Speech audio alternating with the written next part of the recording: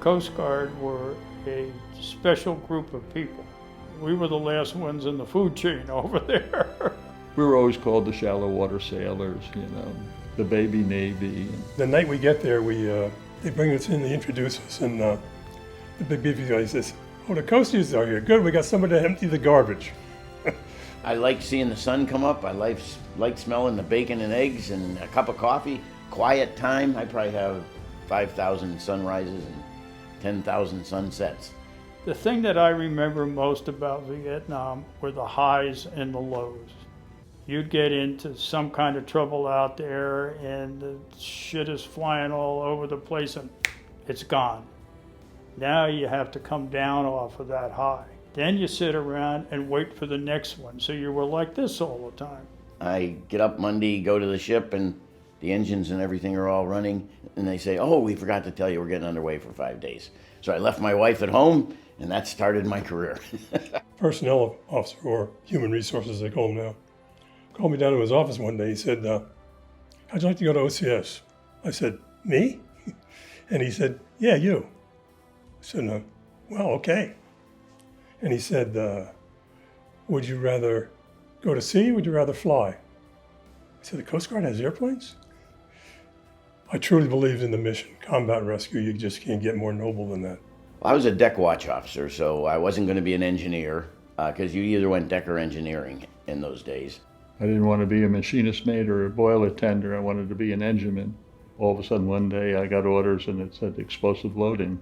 So I said, okay, I'll take it. It was dangerous, but I liked doing it. They taught us combat flying techniques. And anybody who thought they could fly before that had a thing to learn. The Navy was worried about the arrival of weapons, supplies, everything from the north by access of water coming down the coast and getting into the river systems. They asked the Coast Guard if they could have 26 of those 82-footers.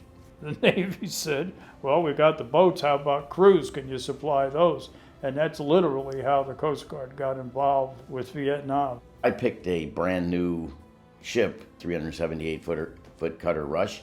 Then we went to Vietnam and did market time and coastal patrols for the next year. You go out for about a month, maybe 2 months, then you go into port for 4 or 5 days, and anyway. And they took me up to the Cambodian border, put me off onto the Point White, and the CO of it comes up and he said, first class bosun mate, got any experience with these 82-footers? And I said, "Yes, sir." He said, "Okay, you got the watch."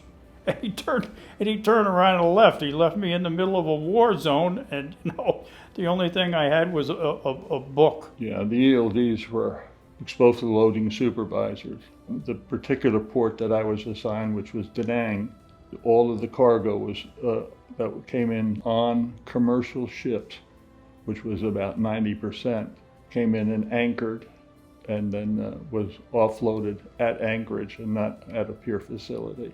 We handled anything from 45 ammunition all the way up to 16,000-pound bombs.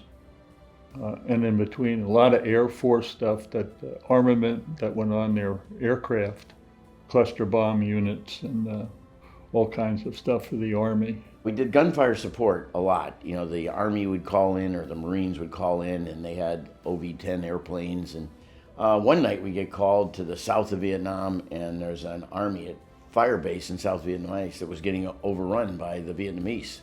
And another Navy vessel and ourselves provided gunfire support all night. But literally we had to stop firing at one time because the gun was so hot. We had to slow down. But it was, we shelled all night and basically saved that battalion, because then the next day they were able to get reinforcements and whatever. Your boat was a means of doing what you were supposed to be doing over there, stopping contraband from entering into the country via waterways. The maintenance on all the weapons, maintenance on the vessel itself.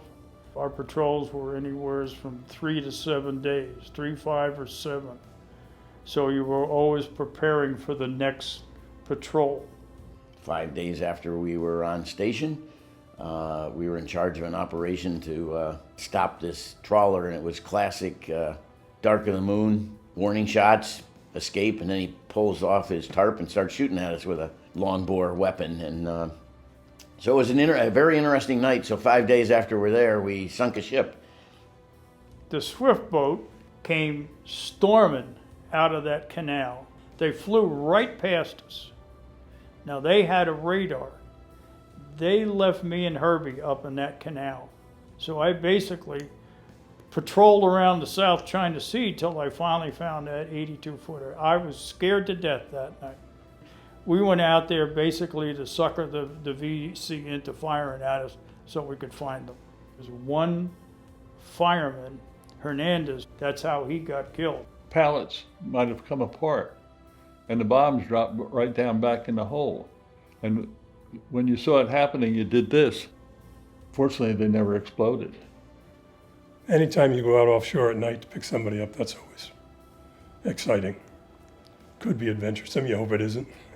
The basic task force for our rescue was 2 Jolly Greens H-3 helicopters, at least 2 A-1E Korean War vintage fighter bombers would try to sanitize the recovery area and try to beat down any enemy resistance. You'd go in, you'd either, if the guy wasn't injured, he'd come up the hoist by himself. He was injured, the PJ would go down and get him, and everybody lived happily ever after. We had 550 calibers, the 81 millimeter mortar. We had M60 machine guns, M16s, and 45 pistols, hand grenades. I don't know what the hell we're going to do with a hand grenade in the water, but we had them. We were fairly well armed, and we carried a tremendous amount of ammunition. But it didn't take long to, if you were in a serious firefight, it didn't take you long to expend your ammunition. You always had to remember to save enough ammunition to get out of where you were. We always had a crew of 4, minimum. We had a pilot, co-pilot, pararescueman, and a flight mechanic. And hoist operator was also. The original crew had 8 on it. It was a chief bosun's mate was the officer in charge of that vessel. And you would be put at a base or a dock someplace, and you were on recall 24 hours a day as a search and rescue vessel. It's a lieutenant in charge, chief petty officer second, and about fluctuates between 6 and 8 E6s. Everybody's a career person. Each ship had about 5 U.S. Army security people that walked around all the time and were looking in the water or dropping concussion grenades to deter sappers, because it was quite obvious to anybody that these ships that were anchored out were ammunition ships because they weren't at the piers. If it got real snotty and blowing and monsoons came in and it's wet, it could be a disastrous situation. We were successful. Our training worked. We weren't perfect, let me tell you. There was, when we started getting fired back on, there was some elbows and other parts of bodies moving around quickly on the bridge and whatever. But we all did our job. We saved people's lives by not letting these things into country. So we did our job. So in a sporting event, you win the game, you feel really good. You don't win the game, you don't feel so good. It wasn't good, but it was, I don't know, just something I had to do. And I did it. And it's probably one of the best experiences I've ever been through in my life. There's those that'll always say it's a waste. And there's always the ones that said we did our duty, maybe we felt short on our objective, but we did what was right for our country, their country and our country.